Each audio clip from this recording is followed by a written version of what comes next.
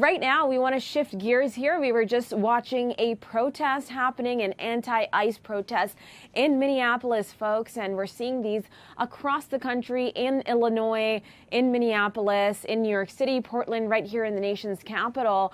Right now, I have with me Dr. Susan Johnson Cook.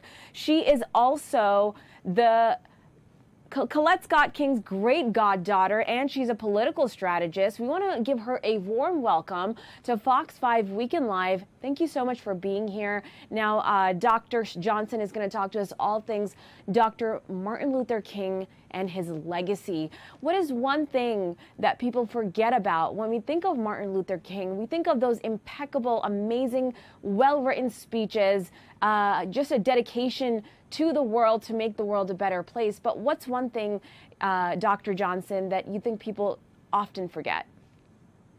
I was 11 years old when he was assassinated. So I grew up as a civil rights baby.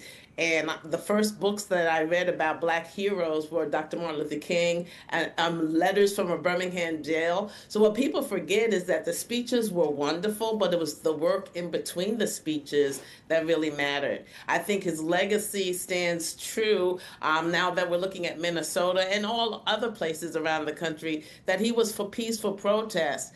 The irony and the agony is that, 50 plus years later, we're still protesting about the same things, which are lack of human rights, lack of equity, things that are happening in Iran that we just heard from your previous segment, about women having rights. And so I had the privilege of walking beside Mrs. Coretta Scott King and their eldest daughter, Yolanda King, who were women in the movement. And so to see that 50 plus years later, we're back to square one, it's heartbreaking, but I'm very thankful for his legacy and that he kept marching, he kept working. He, along with others, the late John Lewis, Dr. Wyatt T. Walker, Reverend Jesse Jackson, and others who blazed the trails so that we could have equality at this time. And we are so honored that you are here on our show. I want to thank you once again. I know I've previously thanked you, but it's so nice to talk to you and to learn more from you.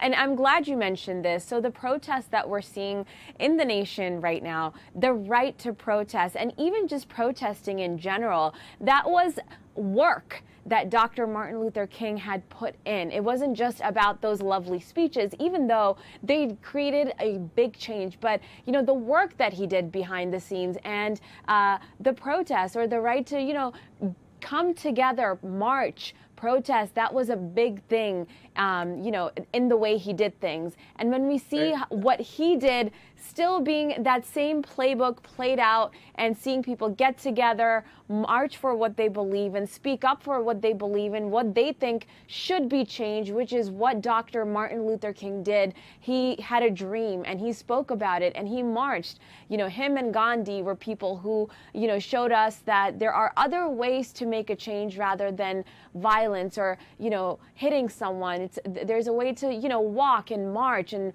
write and get educated and educate others and speak up, but in a very eloquent way. So when you see these protests, whether that's here in DC, in Iran even, or even we were just watching Illinois, Minnesota, and you see that people are still following what he has taught us, leaving that legacy behind. How does that make you feel? It makes me feel great in terms that people are still organizing and not taking no for an answer. What's important is that dreams do not have an expiration date. He had a dream, but he birthed other dreamers. And so we're continuing the fight. We're not going to accept what's not right. What's important is that the civil rights movement was built on the back of what's called Jim Crow and the segregated South, and it was mainly black against white or white against black, feeling superior of one race versus another. But that was on the back of what was called the Native movement, which is what we're experiencing now, which was a series of white ethnic cleansing of black people and brown people. And so now the fight has enlarged because we are a nation that has been the melting pot, that has allowed people to come and assimilate immigrants from all over the world. And so I think the dream does not have an expiration date. You just have new dreamers who are doing the work, who are organizing organizing, some are marching, some are in the positions of impact and influence, who are at desks and in offices and running businesses, which is also what Dr. King fought for. And I think what's important is that everybody doesn't have the same role. When you see a race, there's a baton being passed, but the first runner is different than the second runner, and the one who brings it home is different than the first and the second. But you have to stay in the lane that you have best prepared for. And I think what we're seeing now is that many people are marching, many people are protesting peacefully, and then there are others who have received what Dr. King and others fought for, the beneficiaries of it, and in our own ways inside corporations and inside businesses, we still have a voice, and we've learned how now to keep the dream alive and keep hope alive.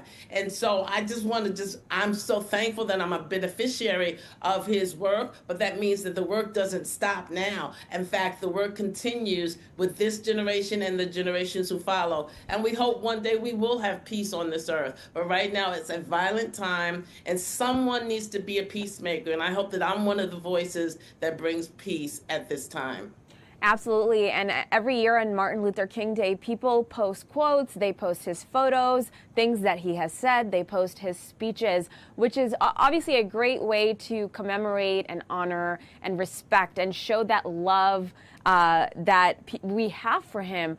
But, you know, what would you like for folks at home to do rather than just posting? How can people live and breathe every single day with the teachings that Martin Luther King has left behind?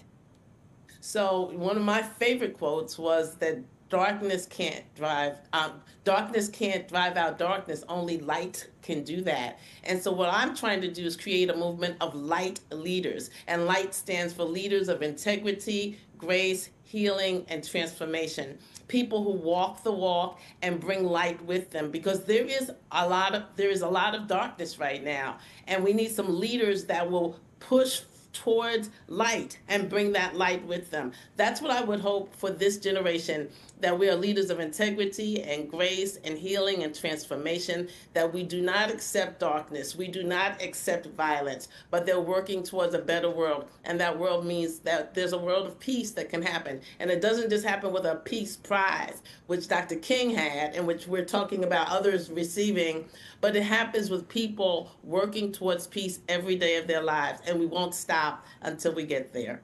We won't stop until we get there, absolutely. When we think about our protesters and we think about keeping things calm, right? We don't want things to get out of hand. Obviously, we don't want protesters to get hurt. At the same time, we don't want people that are making their voices heard, protesters, you know, hitting somebody else or, you know, making somebody else's time harder or just, you know, practicing violence. So what would you like to say to people that are watching our segment?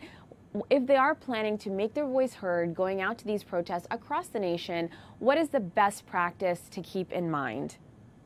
The best practice is to organize and understand what peaceful protest meant. Dr. King and others who peacefully protested, they had rehearsals. They talked about what can happen if it's not a peaceful response to you. And so understand that you organize and you have leadership that knows what they're doing. We have so many organizations that know what they're doing. But I also would want to say that there's a sensitivity of those who are in law enforcement and in the federal leadership of our nation, that they have to be sensitized that we're not just black and white anymore. We're a nation of many races, of many ethnicities. I'm in New York City. There are 104 different ethnicities. And what the New York Police Department did when I was chaplain was that they trained people who are not used to being in other cultural communities, and so that you can be sensitized to what different cultures, what ethnicities, what other religions believe, so that there needs to be sensitivity training at all levels, so you don't just shoot because they're brown or they're black, but you make sure that you understand what's happening in this protest. And if it's peaceful, you're supposed to honor that. That is our right as Americans. You're supposed to honor that peaceful protest and equity for all. So I want us to be on the same page, but it takes every level of leadership, every layer of leadership, being ready to be open, not to violence, but to truly understanding who we are why we're protesting, and what does it take for us to go forward as a nation. We can no longer live in violence. We must live in peace. Absolutely, Dr. Susan Johnson. I want to mention here, you're taking a look at Minneapolis, where a protest organized by influencer Jake Lang, who says they are standing up against the, quote, Somali invasion of Minneapolis, the immediate deportation of Representative Omar, and the arrest of scammer Tim Walz. And also in the X post link, Lang says that he'll be burning the Quran on the steps of City Hall around 1 o'clock this afternoon. So, you know, Dr. Johnson, we're just speaking about keeping things, you know, peaceful, calm, and when we hear about these things, these protests and burning of a book that is from a certain religion, I mean, what is your reaction to that? Because it seems as though people really, you know, go out and do these things and then they get surprised by outcomes. So like whether that's the Bible, the Quran, the Torah, when we see these tweets and we see people writing stuff like this, it obviously creates a domino effect because another community gets hurt and then they do something that might result in something like violence. So what's your reaction to this?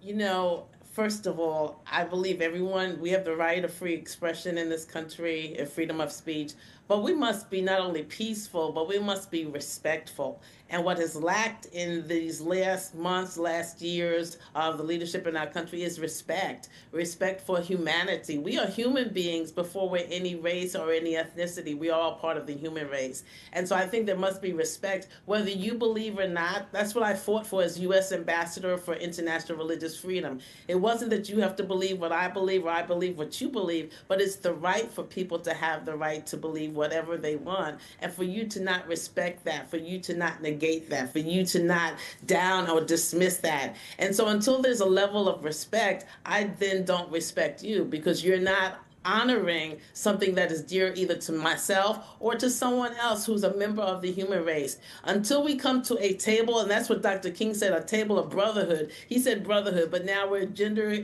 inclusive, so brotherhood and sisterhood. Until we come to a table of humanity, there's not going to be peace. But I'm going to continue to fight for us to come to that table together. And if the table doesn't have a chair at it, the Honorable Shirley Chisholm said, well, you bring your own chair to the table. And I had the honor of being at many diplomatic tables around the globe, and at least they gave me the respect of hearing them as the U.S. Ambassador for International Religious Freedom. I'm hoping we can bring that same level of respect back home. I represented 199 nations for the United States, but now I stand for the nation that I live in, the nation that I was birthed in and born in, the United States of America. It takes work for us to be united, and everyone has to do their part. And the first part of that means not disrespecting someone who believes or is different than you. Absolutely, and I want to talk to you about Martin Luther King again. When we think about the messages that he gave and the work that he did, and I really liked when you said the first person to do something might look different than the last person to do something. And obviously, still there's so much work to be done in our country and all over the world. Really, it's not just us here. When we think about our young people now who are worried about where our country is headed, and they're disappointed and might not be as motivated to make a change, how can we try to instill in our young people that change is still possible and to not get disheartened when we see troubling headlines on the news or across, you know, what is going on playing out right now across the world, really, with marginalized communities? Well, you know, I'm the mother of 2 adult sons, 2 black men in America. And so I'm not disheartened because they talk about the issues. They and their friends who come to our home are actually doing the work that must be done. Some are getting their PhDs in African American studies. Some are studying the life of Dr. Martin Luther King so that they can educate a generation who really doesn't know about Dr. King and Mrs. King and the civil rights movement. So everyone is doing their part. I'm not disheartened about this generation. In fact, I'm excited because they now have tools that we didn't have. when Dr. King called the protests, they had to use mimeograph machines and hope that a newspaper would get into somebody else's hands. This generation has the tools through tech and AI to be able to put positive things, and you can control what goes across social media and what goes across technology. So I am just imploring you to make a difference. You know right and wrong. When you were raised in families such as mine and other families that know right and wrong and that honored Dr. King and Mrs. King's life. And so I implore this young generation, use the tools that are available to you to make a difference. Bishop T.D. Jakes told a story one time. It's a parable from the Holy Bible, for the Judeo-Christian Bible, and it's basically in this book of Matthew when there are 5,000 adults sitting waiting for food, and then one lad shows up, one teenager shows up that has the food that everybody needs, and of course, Jesus touches it and it multiplies. But the bottom line was that the young person had some tools that those who were seated needed, but the seated had the experience and the wisdom that the young lad needed. And when we put our seasoned experience, and don't dismiss those who are elders as myself now, because I once was young, but I'm one of the elders, and when we put it together with the young people, whether they were teenagers, young adults, or adults coming into their season of leadership, when we put that together, that knowledge, that technology, that wisdom, that experience, and we say, what does it take for us to make a nation? It takes recognizing all generations. It takes all of us working together. I'm excited. I'm in a city now with a mayor that is literally half my age. And he did it differently than those who were my age who ran for office, because they have tools now that they can reach others. And so we must celebrate. He is our first Muslim mayor. And so we must celebrate. He is different, but he is a new leader. And I'm going to commit myself to working with him and keeping New York City a place that everyone can come to. We're the capital of the world, but we must work together. All seasons of life matter. And I think that that's what Dr. King wanted to say.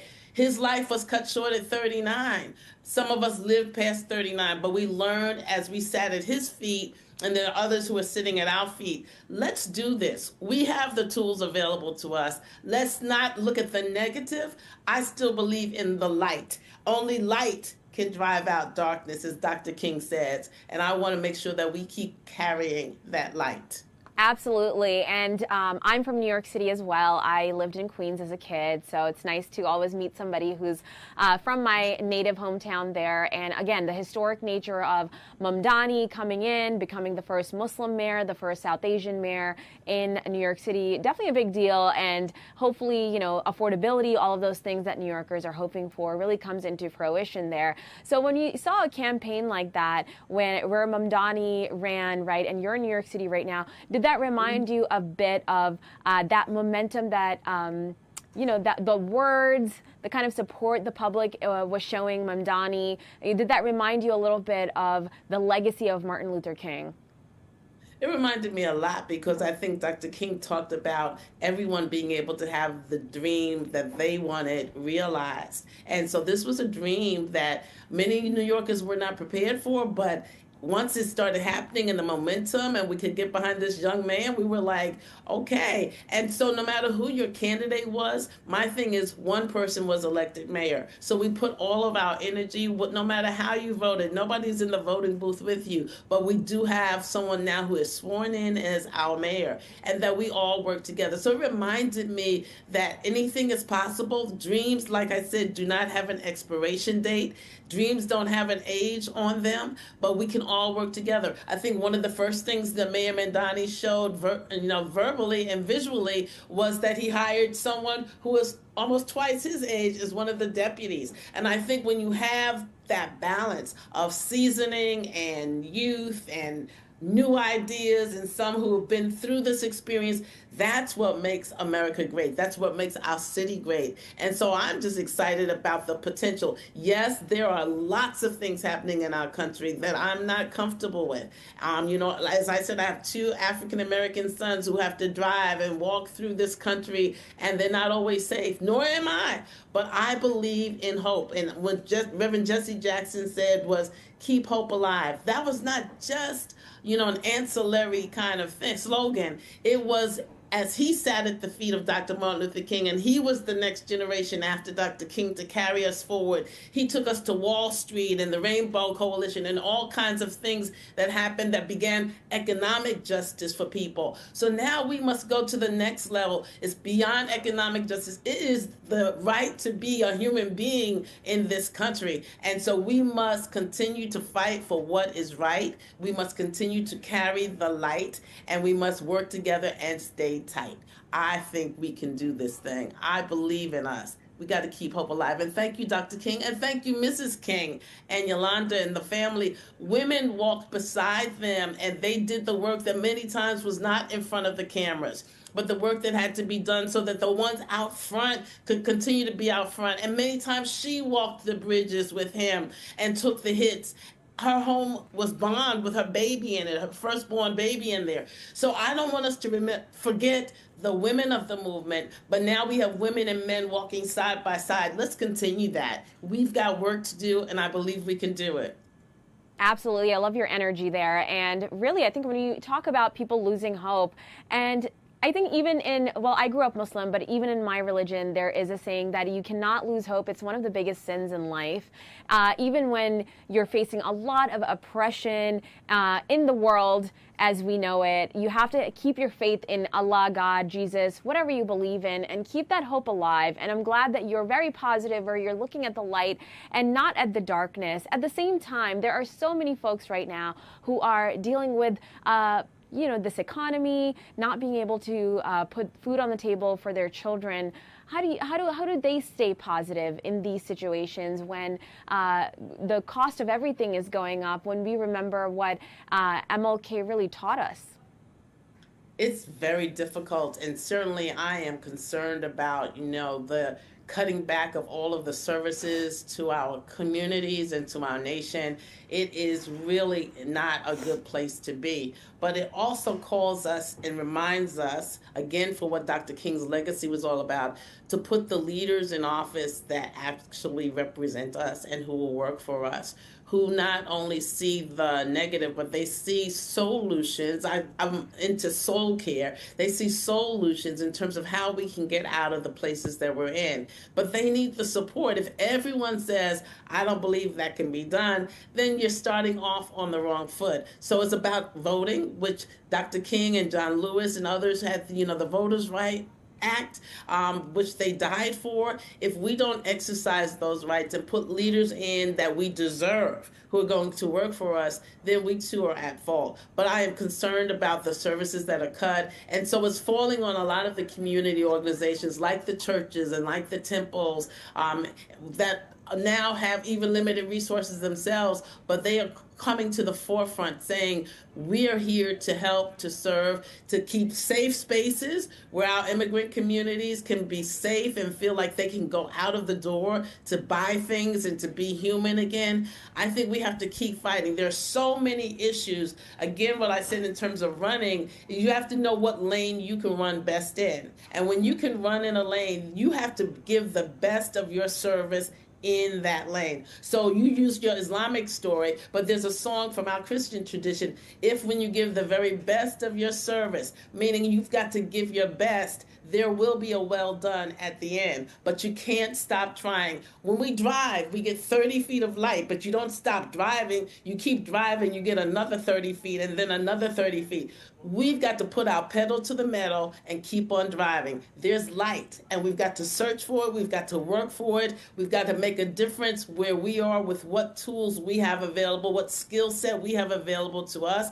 I'm not tired. Some people say it's time to retire. I said, no, it's time to rewire. As long as I've got energy and experience and wisdom, I'm going to share that with others who want to work beside me, and we can do some things that can change this society. I am committed to it. Dr. King was committed to it. He gave his life for it. Mrs. King, my other mother, I love so much. She gave her life for it. Let's continue to march. Let's continue to work. Let's continue to serve where we best serve and make a difference. And I'm committed to that. And you heard it first from me, and I believe in this story. I approve of it. I love that. When we think about what happened to Renee Nicole Good in Minneapolis, you must have seen the video of her getting shot by the ICE agent. And a lot of folks in the country are dealing with the emotion of grief, whether that's for how it played out, how it happened, how sudden it was. How would you think Martin Luther King would handle grief in this situation when we see a woman, Renee Nicole Good, and what happens to her in that video objectively? You know, it was wrong. It was just wrong. There's no way to right the wrong. He would call it out, which is what protest is all about. He would call it out. I believe he would do what the protesters are doing now in Minnesota and all over the country. It's not just limited to Minneapolis. I think he would call it out and talk about what we need to do he would go to that city and he would confront those in leadership and those who are the ICE who apparently made this happen. He would call it out. We must call wrong wrong, and we must not try to right the wrongs. What we must do is make sure that we right the rights and make things right. Dr. King would have gone there. Thank goodness we have leaders like Dr. Sharpton, Reverend Al Sharpton, and others, When Black Women Win, and other organizations, Higher Heights, that are really working for, number one, for voters to come out and support women and others who are marginalized. We have others who are marching and calling out those systems which are unjust. Again, everyone doing what's important. I was a police chaplain. I was the first female police chaplain for New York City for 21 years.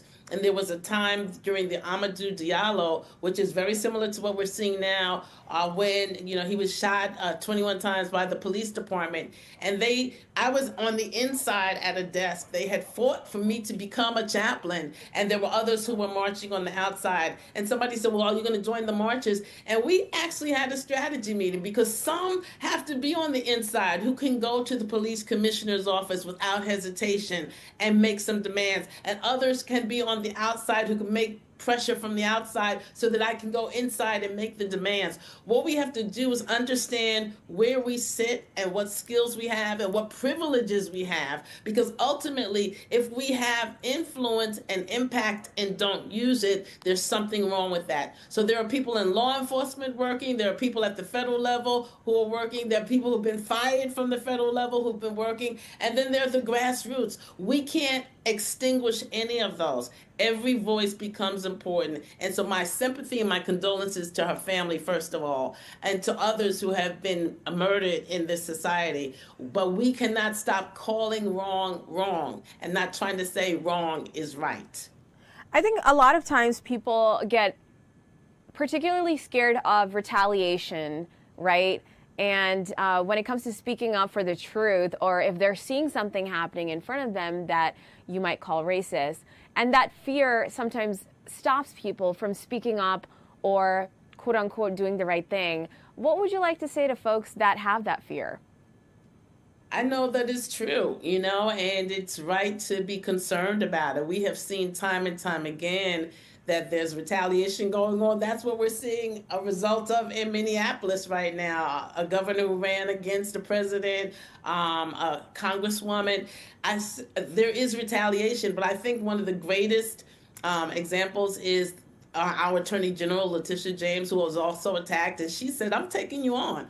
You're not going to scare me out of it. And she's a great lawyer and got other great lawyers around her. And ultimately, the judges dismissed all of these attacks on her.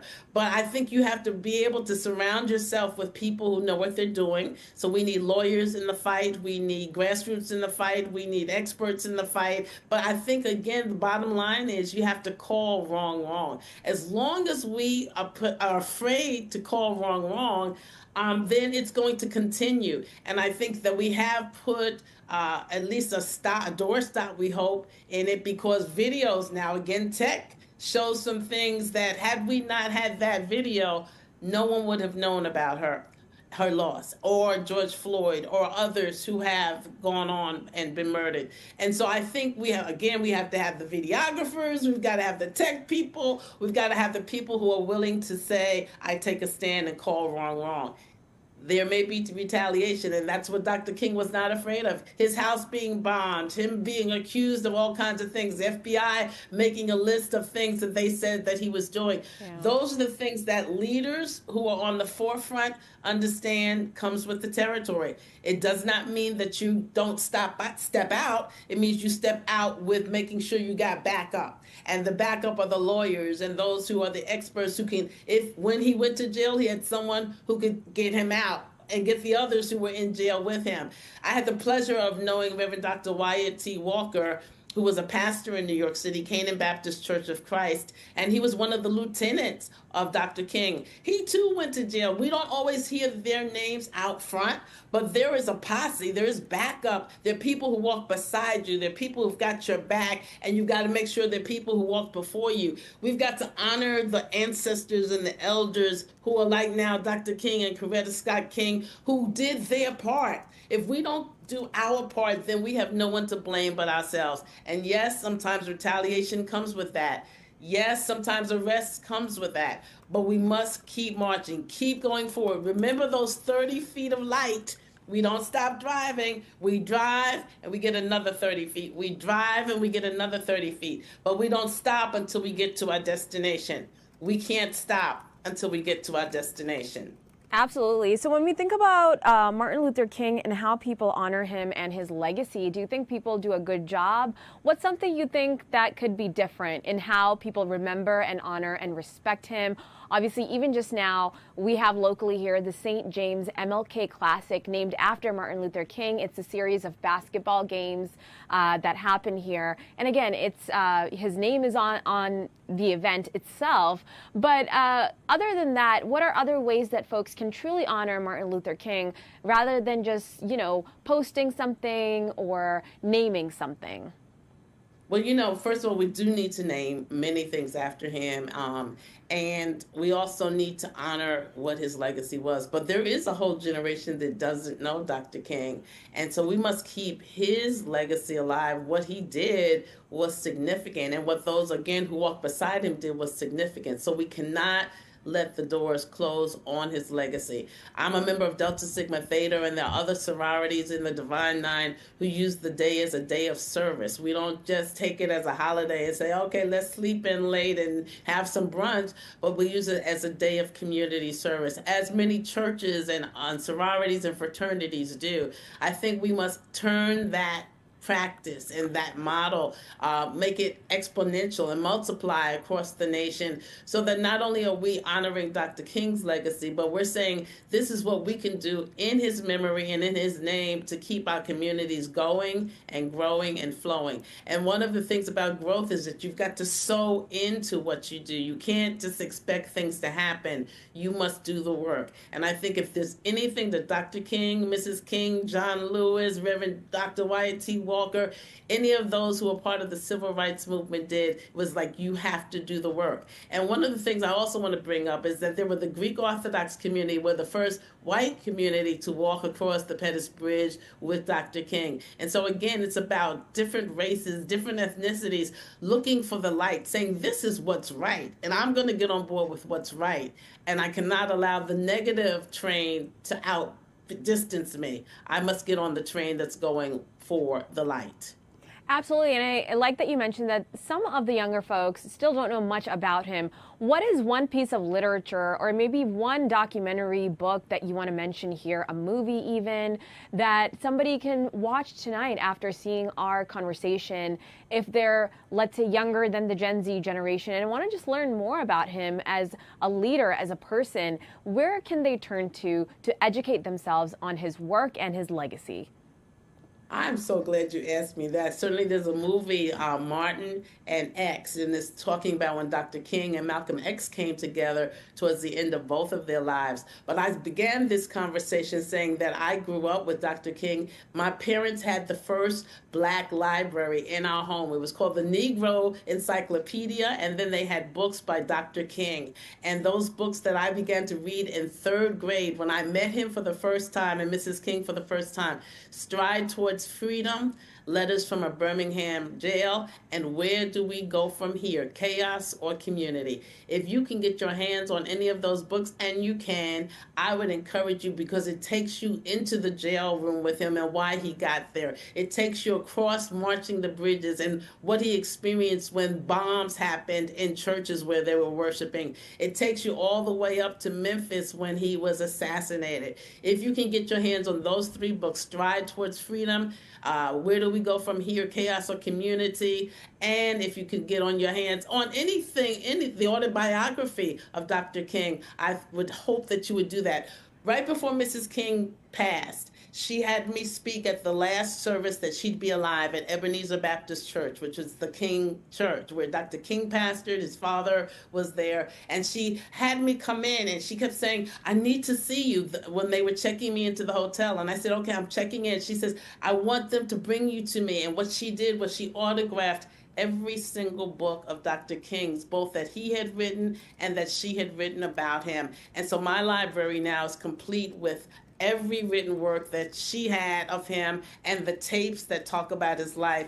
I am so honored. They move with me if I move from apartment to apartment, and I hope that my sons will pick them up and that their children will pick them up and read them. Those are readings that cannot ever go out of here. And of course, the famous I Have a Dream speech, but it's longer than that because it talks about economic justice and equality for women. It talks about humanity. So those are excerpts, but they're excerpts of a movement that cannot stop now. You know what? I have goosebumps in this conversation because you have done such an incredible job. You're a great communicator, and I want to thank you so much for joining us on our show, Fox 5 Weekend Live, where I think we all learned so much today. And truly, from the bottom of my heart, thank you so much. We really, really, really appreciated your insight, Dr. Susan Johnson. Where can we find you on social media or any website if we want to stay in touch and learn more about yourself? Thank you so much for asking. Thank you so much for asking. DrSujayGlobal.com, DrSujay.com, DrSujayGlobal.com, or AskDrSujay.com. That's my new podcast. But please be in touch with me, particularly at DrSujayGlobal.com. I look forward to hearing from you. And I'm also on LinkedIn under Ambassador Susan Johnson Cook. I use both last names. And so thank you so much for having me. It has been an honor to be able to share about one of my favorite heroes and sheroes, the Honorable Dr. Martin Luther King Jr. and Mrs. Coretta Scott King, my other mother, and Yolanda, my BFF. Absolutely. Dr. Susan Johnson joining us.